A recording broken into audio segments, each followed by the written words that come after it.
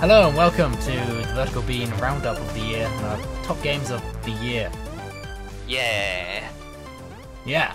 So the format we're going to do this is I'm going to go through my top 5 games. We'd do top 10, but we haven't played enough games or there aren't enough good games. One or the other, you can choose. One of you choose. It might be because we don't have money, even though there's a Steam sale. But shh. Yeah, that Steam sale was like 10 seconds ago. Can't be, going too far. So we're just going to go for a top 5. If you argue with them, then you can argue in the comments. It's probably good for us if you do. So let's actually, Dan, let's all put our games as we all loved Call of Duty Ghosts. That was our favourite game, and they didn't even come out this year.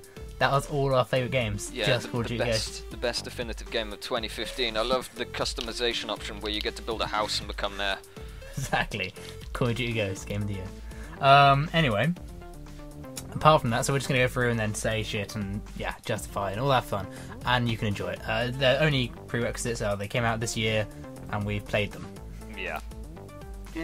Okay, so we'll start with me first. My first game to add to the list is Valkyria Chronicles, which is a game made by Sega, so there won't actually be any video of it because Sega are dicks, and every time you show a video of their game, they go, Yeah. No one tell tell them. No one tell them that we got Rome to War on our channel, otherwise I might go after that. Ooh, yeah, actually. Okay, yeah. No one's noticed so far. It's alright. But yeah, Sega are dicks, and everyone hates them. To the point where TB, as in Total Biscuit, actually boycotts them and doesn't actually put any of their games on his channel or his top 10 list. But I do not have such of a boycott, and Valkyria Chronicles is a strategy RPG in the same vein as Fire Emblem. So you can you make your squad and then you take turns, person by person, to take the squad, move around the map and kill people basically. And set in World War II, except randomly in a Eastern European country that doesn't exist, and people have Tesla cannons and shit. And randomly in this Eastern European country, there's a desert, which I didn't get because, strange enough, Eastern Europeans not massively known for their deserts. Because there's like greenery, and then you go to the next mission, and there's deserts, and you're like, something seems off here. Something seems very, very off. But I was actually going to put another game here, but this one kind of pushed it off just because of the amount of time I ended up spending in it. I would go look at my time, but I got me fucked. Just because like every kind of mission, it brings you back kind of the same way Fire Emblem does it. In the way that you go into a game, you're like, yeah, it's going to take me an hour to finish this fucking mission, and there's no way to save in between, so it looks like I'm just spending an hour of my life here. And then you lose at the last minute. You get really pissed off, because that's how those kind of games work. But yeah, it's just got a great battle system, but the story is the end of it is lacking, and the reason why it's not as high on the list, because the story's like, there's 10 minutes of story between, but they always drag on. You're like, yeah, okay, there's a love interest or some shit. Now let me shoot people with guns. But yeah, if you like this game, just look at kind of XCOM type games, but think you can actually fire your own units, and you have to just point and look at percentages. RNG dice rolls, etc. Exactly. So there is RNG dice rolls. Bah. Just then, it's a bit more kind of lenient though, because you're pointing your own gun. So you aim at their head. It's more organic. Yeah, you aim at their head. Some of the bullets going to miss because you're using a fucking shitty rifle made in World War II. You kind of expect that. That's spray. It's not, oh look, you got a 30% chance to hit. Oh, they hit one of your teammates on the other side of the map and they died. Yeah. Kind of thing. So that's Valkyria Chronicles. Next on my list is Binding of Isaac Rebirth, which is the new Binding of Isaac. And no, it is not a HD remake, Dan. I didn't say it was a HD remake. You were like, I'm not sure I can put it on the list. It might be a remake. Well, Don't saying, you backtrack. Don't you backtrack. I'm just saying it was a remake. But, whatever. Carry on. Explain. I imagine this probably ends up being on Dan's list, so Dan's probably going to have another go at it. But essentially the main reason why Rebirth is so much better than the original is just the synergies. Everything now works with everything. Instead of it being like, oh look, I got Mum's Knife and Brimstone, or nothing happens. Oh, I got Mum's Knife and Triple Shot, or nothing happens. Now I get Mum's Knife and Triple Shot, suddenly you have 3 knives, and you're throwing your knives out. And it goes crazy, and everything can mix together, and it's just ridiculous. But one of the main reasons I like Rebirth is because I've probably watched I think I've probably watched maybe 100 hours of Northern Lion already playing it. You have a problem, my friend. He releases 4 videos a day, alright? What am I meant to do? So yeah, if you like Northern Lion, what? If you like Binding of Isaac, go watch Northern Lion because he's good at it and does shit. But the only reason why, yet again, it's not higher on the list is because the graphical style, even though it's new and it's kind of like, yeah, look, it's really shit full screen. If you go full screen on a big monitor, it looks like crap. I don't know if you came to that problem.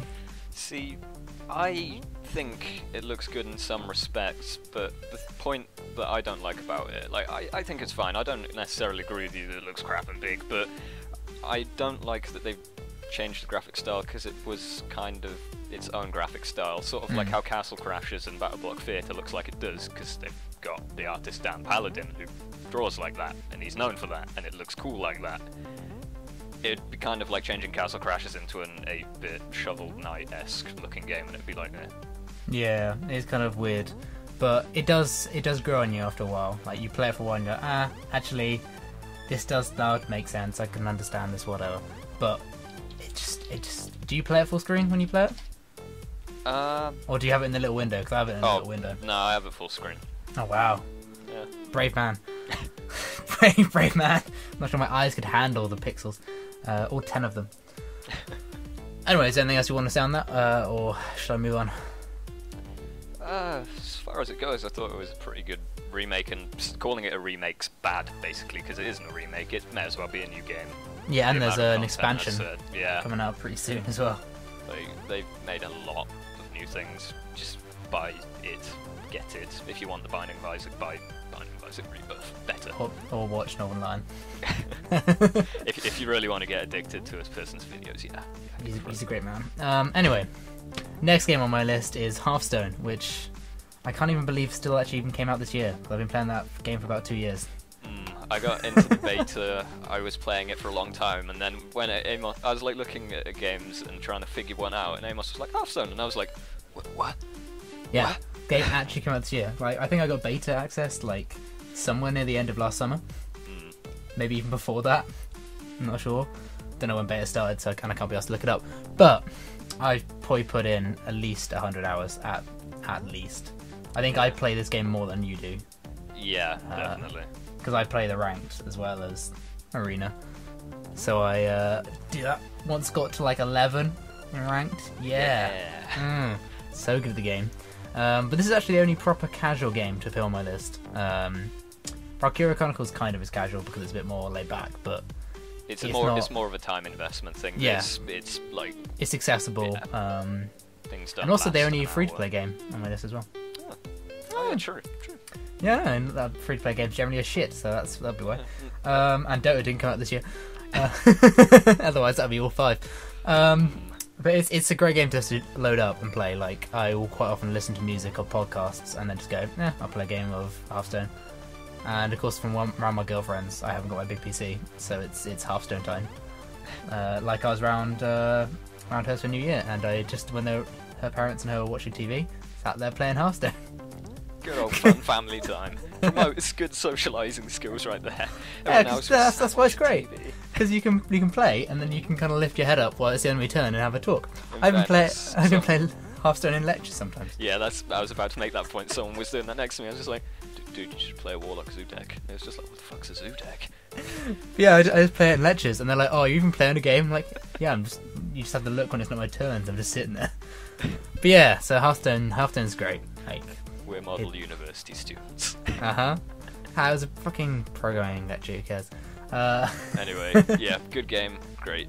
Good game, great things. Got an expansion that came out this year already. Christ. Which is also good. Yeah, the amount of content. Apart from Naxxramas is a bit shit, but what you can do? Otherwise, great game. So, moving on.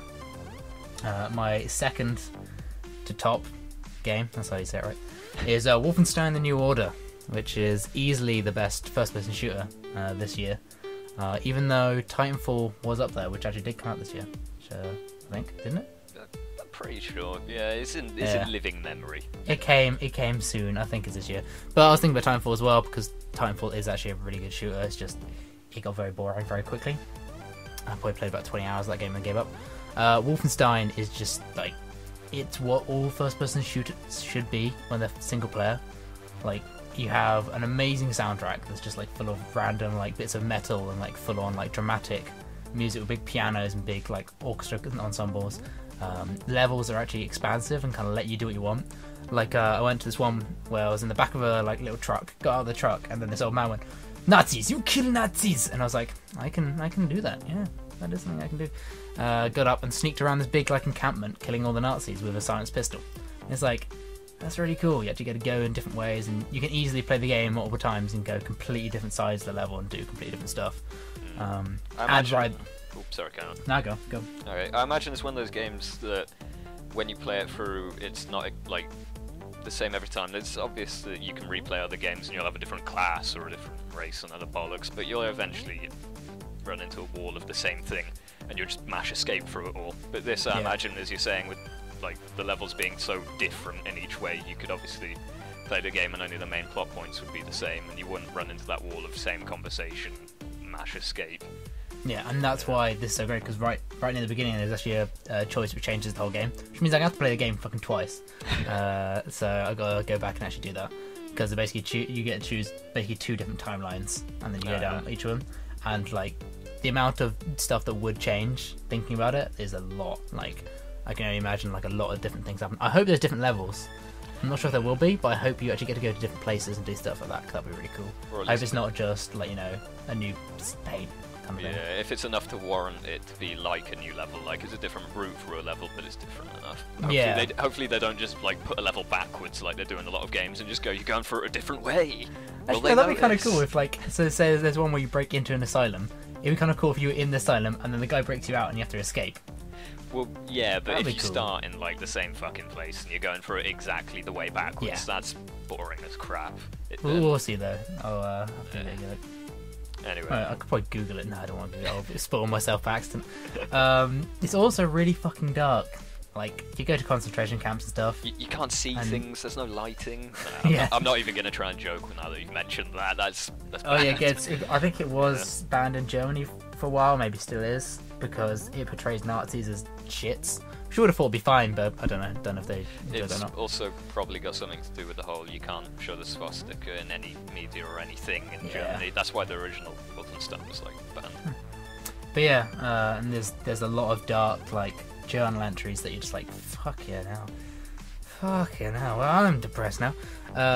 So that's kind of a good thing and a bad thing. I mean, it's really good at being like an important shooter that, you know, is telling a proper story, but also being stupid, and you can walk around with double machine guns or double shotguns. It's good at maintaining a balance between immersive, oh god, this is quite a horrible reality, to I'm shooting people with shotguns. Yeah, it's quite funny when you can dual wield a sniper rifle and just run around going ding, ding, ding. And you're like, well, I don't even know what I'm doing right now. This is just wasting ammo, but it's hilarious fun.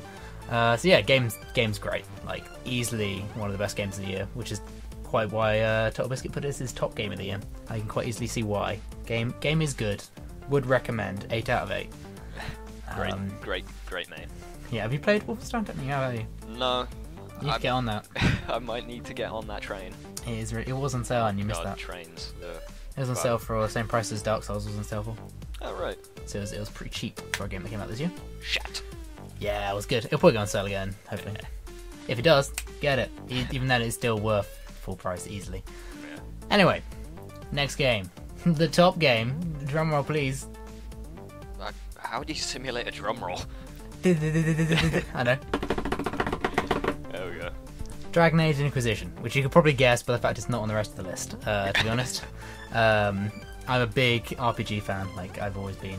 Mass Effect was my favourite game of all time, which is why you could probably guess that a Dragon Age game probably going to be also quite high, because, you know, same people, all the same kind of dialogue stuff, lots of talking, lots of talking. That's the games I like, where I can walk around after every mission and just talk to people. Yeah, I have spent a good hour after doing like a mission just in conversations, just going, tell me more about this organisation that doesn't exist. Exactly, it's fucking great. I love it. I love it so much. It's what Skyrim really should have been, like a lot more story as well as an expansive puddle. Like Dragon Age has definitely got the expansive puddle. It's definitely got a lot of, you know. You can put your welly in it. Well, it's just it's the way you way a lot of RPGs are now described, because, you know, they're really big, massive worlds, but they're as shallow as a puddle. Yeah. There's nothing really going on, nothing really changes. It's all more like, yeah, look, a bridge, and now it's built. Yeah, okay. Yeah, you impacted the world there, sir. Okay, I made it so I can walk across the river easier. Yeah, I think, let's be honest, Fable 2 did it better, no, Fable 3, where you built a brothel, and then all the little kids had to go out of the orphanage because you screw them over. Then again, some of the choices in that game were stupid. It's like ruining a lake because you want the minerals at the bottom of it, and everyone's like, no, don't do it, it's pretty. And it's like, I want the fucking minerals to make money, you idiots. Yeah, like, Fable 3 was good, eh? If only. Anyway, Dragon Age Inquisition, back to that. The only problem I would have with it is too much to do. I mean, Dan will probably disagree with this when he talks about it. But that's because I play WoW and stuff like that, and I'm a fetch quest bitch. Got into the first area, did all the things I needed to do, then fucked off. Because the first area is boring as shit. It's just a big area, one of the biggest areas in the game. If not the biggest, I don't know if it's a big one. In fairness, they probably made that first and made a lot of the content for it, and then we're like, shit, we need to pad out, like, well, not pad out, but you know what I mean, add actual content. Yeah, and make the story to all the other places in the game, and we're like, we've made too much stuff for this place, let's leave. Yeah, but it's a bad opening to the game. Like, once you get past that, and when you're about 15 hours in without doing all your fetish quests down, I know you were still doing like bare asses at that point, but if you just done the bare minimum and not bare minimum, but kind of the good amount where you're not too bored, but you're still doing stuff. About 15 hours into the game, then it kind of starts and it opens up when you're at the new stronghold. And that's really like, yeah, now I feel like stuff's going on and lots of shit's happening. Yeah, I will agree, that's the point where stuff takes off, and really, I got to that probably about 23 hours into the game because I was still fucking about picking up herbs, like, I have to have it. Yeah, I didn't even pick up herbs until that point, because I was like, nah, fuck off. And then I got to Skyhold and realised I need herbs to build fucking like gardens and shit. I was like, fuck, I need to pick up every herb now. What is this shit? I got to that point and they were like, we need to make a watchtower. I was like, oh, okay, sir. And they just made it. It was great. Fair enough. I have hardly any of the Inquisitions, but the game is just great because it's just what Dragon Age 2 should have been like, which is I don't know if that's a good thing or a bad thing. The fact that they've somehow managed to rectify it, but they've really done themselves proud. They've done a good one. They've gone back to Origins, but they've made it open world, which is a difficult thing to do, even if it is badly optimized. Yeah, there are some bad things, like people not being able to play on certain setups, but I'm sure it'll get sorted eventually. BioWare get on. Yeah, this is the only game in my whole list which I had problems with. Actually, I did have problems with Wolfenstein. The first level would only run at 30 FPS. Annoyed me. But then after that level, all 60s, it's all good. But Dragon Age, I have to run at 30 FPS because if I want it to look even slightly nice, I have to do that. But it's not as much of a problem because it's a third-person RPG.